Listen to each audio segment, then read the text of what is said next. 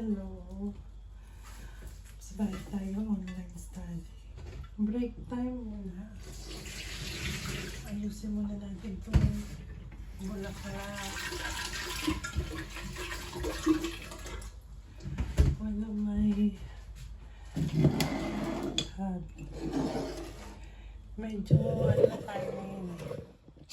Nag-level up na. Bumibili na tayo ng bulaklak. Once a week. Maganda naman ang mga bulaklak dito kasi hindi sila namamatay at so try to buy flowers for myself at least once a week kasi maganda naman mamatay ng bulaklak dito. So maganda sila na 1 week. Buhay tayo pala kaya. Minsan yung mga kasante mo, mga 2 weeks. Yung roses, mga 1 week.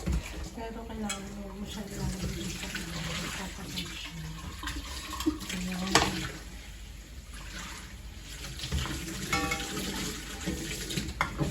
Pagmamalit yung bulaklak. Kasi ka naman. Nagbigay ng tao ng bulaklak. Ayaw ko yung sa'yo pa yun. Gusto ko na araw-araw may bulaklak ako. May kasama naman sa sarili ko. Bigla ako namabasag. Hindi na sinasabi. Kasi medyo nabigla ako sa kanya. Kaya hindi ko na palitan. Yun. Ito na nga. Nagpusa na ako sa sarili ko na bilhan ang sarili ko yung bulaklak. So, kahit pa paano naman nakakaisip tayo dito ng bulaklak sa ating senyorito, para sa mga bata na rin na rin bulaklak, sa mga relasyon, ang bulan, ang bulaklak. So, binibilan yun. Pag special occasion. Pero lately, kahiligan ko na bilhan yung sarili ko ng bulaklak. Nagpusan ako. Hindi naman sila masyadong mahal. Affordable naman. Pero pipili ka na lang ng shop. Kaya tayo pumunta sa mga social. Katulad ng Mark Spencer.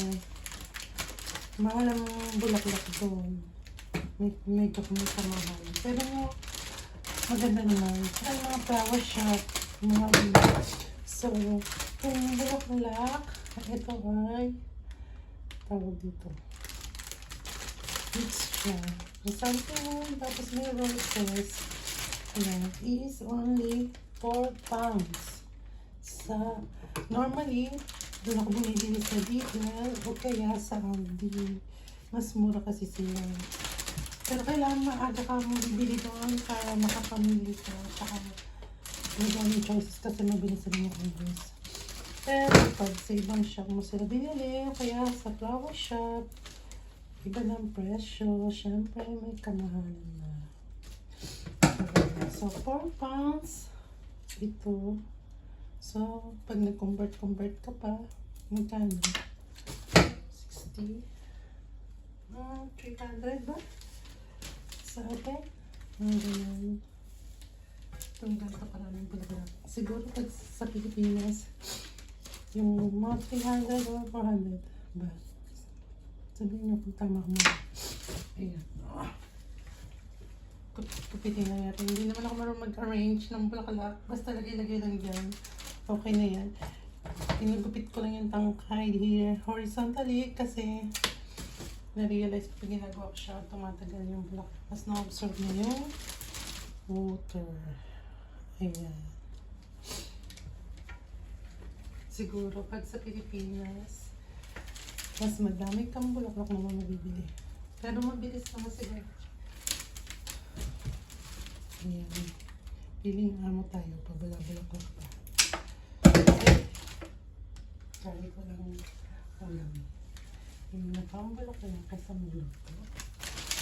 Ayan, 400. Dati, ano nga, isa lang yung ginagawa ko. Pero ngayon dalawa. Kasi may pinaglaro yung aking isa. Yung isa para sa basta roses ito. Itong roses. Gusto ko rin ito. Mura lang ito. 3 pounds. Yung piraso to. 12 minutes. Sa mumura yung shot lang din. Mo siya. Ito siya binigay. It's either Lidl or Aldi. Mura na siya. Siguro pag sa Market Spencer, mga 5 pounds na. Pwede na yun. Ayan. Diba? Life is short. Kaya kung ano magpapasaya sa atin, pampali-stress.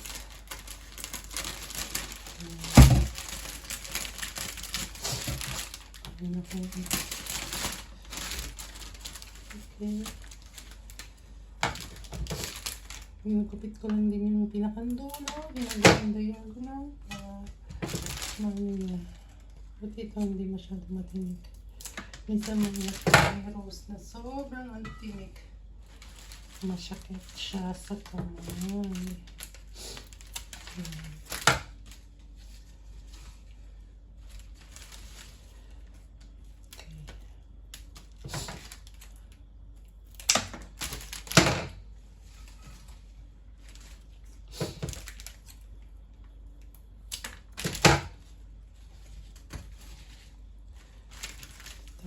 Pagkatapos na mag-arrange ng bulaklak, back to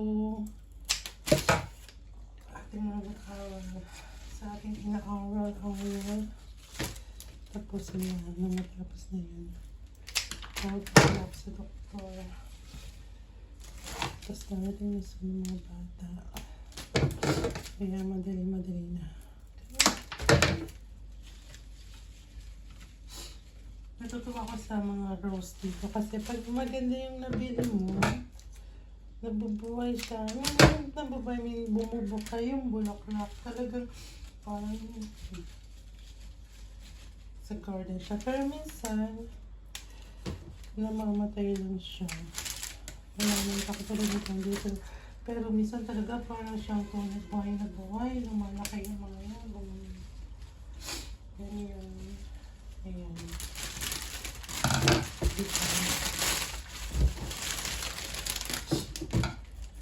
So, ito mga ulo ng mga roses. Lagay ko doon ko sa halaman ko.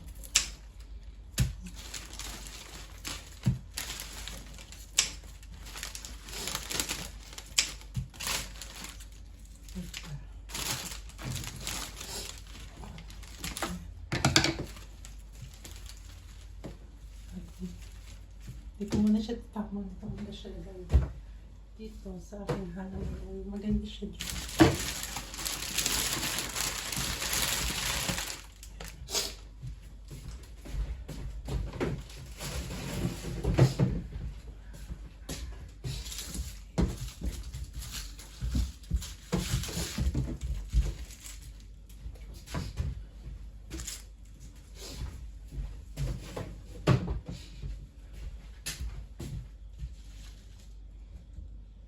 Ito para sa altar ko to.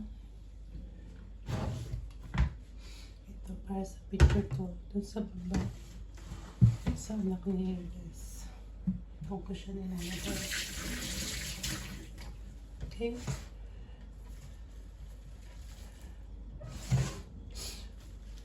Basta maganda pag may eucalyptus eh. Mabango siya. That's it. Bye.